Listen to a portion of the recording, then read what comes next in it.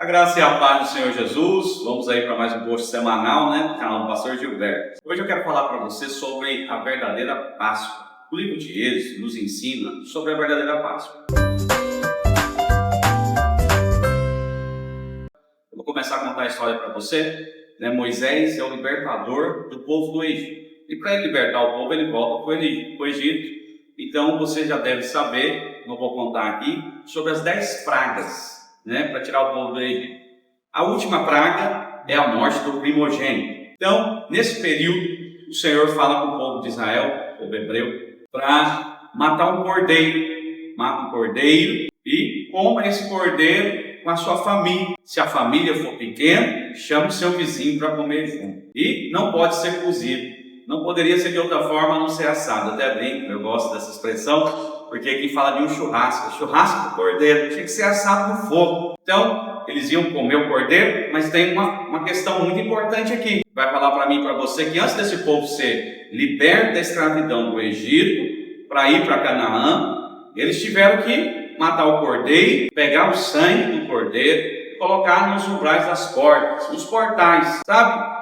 E pelo lado de fora. E eles tinham que entrar para dentro. Então, o Senhor ia mandar o anjo da morte e todo primogênito daquela terra iria morrer. Mas os primogênitos das casas a qual o sangue tinha sido passado não morreriam. Pensa comigo hoje, como é importante, né? Você vai lá, passa o sangue, entra para dentro e fecha a porta. E agora? Você não sabe se o sangue está mais lá? Você não sabe se alguém foi lá e limpou o sangue dos umbrais das portas? Você não sabe se choveu e o sangue foi embora? Não sabe. Agora, uma vez que você passou o sangue, tinha que crer que o anjo da morte não ia matar o primogênito. Imagine se o pai era o primogênito da sua casa, e aí tem um filho que é o primogênito, e agora estava aquela questão. Então o anjo da morte veio, na casa onde tinha o sangue, nenhum morreu, só aqueles onde não tinha o sangue. E eles foram libertos. Então olha só que interessante, o sangue, e é algo que você precisa entender hoje, não era para eles ver, era passar pelo lado de fora. Mas o sangue era para o espírito da morte ver e falar, nessa casa eu não posso tocar. Por que eu não posso tocar? Porque tem o sangue passado.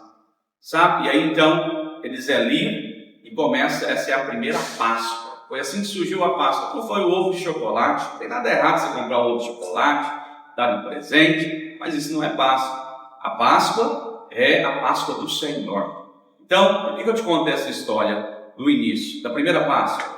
Porque agora nós vamos para a verdadeira Páscoa. O nosso Cordeiro Pascual é Jesus Cristo de Nazaré. Sabe? Quando nós fazemos um paralelo entre os dois textos, você vai ver que a Bíblia diz que ele, como ovelha muda, foi para o matador. Você vai entender também que quando Jesus foi preso, ele foi examinar. Foi para César, para Herodes, ficou naquele jogo, para quê? Para examinar. Porque o Cordeiro tinha que ser sem defeito, não podia ter defeito nenhum. Você vai ver, que não acharam defeito em Jesus. Não tinha problema para julgar ele. Então, resolver a situação ali e deixar o povo julgar, porque eles mesmos não acharam o defeito do Cordeiro. Jesus é o Cordeiro.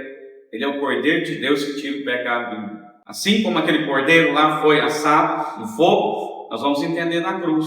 Quando Jesus é colocado na cruz, quando ele vai para a cruz, a ira de Deus, o juízo de Deus veio sobre ele, o fogo de Deus veio sobre ele, sabe? E aí então, ele levou sobre si o meu e o seu pecado. E morreu, ao terceiro dia ressuscitou. E vivo ele está, sentado à destra de Deus Pai, intercedendo por nós até a sua volta.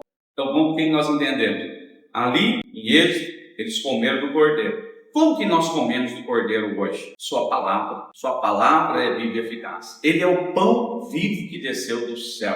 Sabe, quando nós se alimentamos de Cristo, nós se tornamos assim como Ele é. E podemos reinar em vida. Então a Páscoa, você vai ver que Ele morreu na sexta-feira. E Ele ressuscitou no domingo. E hoje nós celebramos o domingo de Páscoa. A ressurreição de Cristo. Essa é a verdadeira Páscoa. Não sei você, mas eu lembro que nós queremos que os filhos falam a verdade, Mas lá antes de se converter, eu lembro que minha mãe fazia você pegar os sapatos, colocar grama dentro, e aí o coelhinho ia trazer ovo. um sapato. Não sei se você já fez isso, isso é da minha época passada. E aí as crianças acreditavam. E a mãe, muitas mães cozinhavam ovo de galinha, não era nem ovo de chocolate, pintava e trazia para enganar as crianças, falando que o coelhinho, olha só. E aí ensina as crianças uma mentira e quer que a criança fale a verdade. Precisamos ensinar a verdade aos nossos filhos. A Páscoa não é o ovo de Páscoa. Páscoa é Marte, é onde a mídia quer vender, não tem nada errado deles querem vender numa data especial, está tudo certo, tem que vender mesmo. Mas a questão é, a Páscoa para nós é Cristo. Cristo é a nossa Páscoa. Então, quando a Páscoa foi celebrada lá em Êxodo, eles foram libertos da escravidão. Quando você recebe Cristo como a sua Páscoa, Ele te liberta da escravidão do mundo. Você é livre para viver novidade de vida. Porque se o Filho te libertar, verdadeiramente sereis livres. Essa é a verdadeira Páscoa, sabe? Esse é o sentido da Páscoa. Então entenda isso hoje em nome de Jesus. Cristo é o Cordeiro Pascual. Quando eu como desse Cordeiro, eu tenho liberdade e eu vou viver aquilo que Deus tem para mim e para você. Espero ter te abençoado nesse dia. Quero orar por você para que você tenha a revelação da palavra de Deus. Pai, nós oramos a Deus nessa manhã, declaramos a vida do Senhor. Pai, a oração do apóstolo Paulo é que eu faço para cada ouvinte hoje. Que eles tenham revelação, luz da sua palavra, olhos abertos e ouvidos sensíveis para ouvir a sua voz. Se nós oramos e abençoamos cada pessoa nesse dia e celebre a Páscoa da maneira correta hoje, entendendo que a Páscoa é o Senhor é o Cordeiro Pascual que nos libertou da escravidão. Nos deu uma nova vida, e não só uma nova, uma eterna vida, que é para viver o Senhor para sempre. Assim nós oramos e te agradecemos em nome de Jesus. Amém e amém.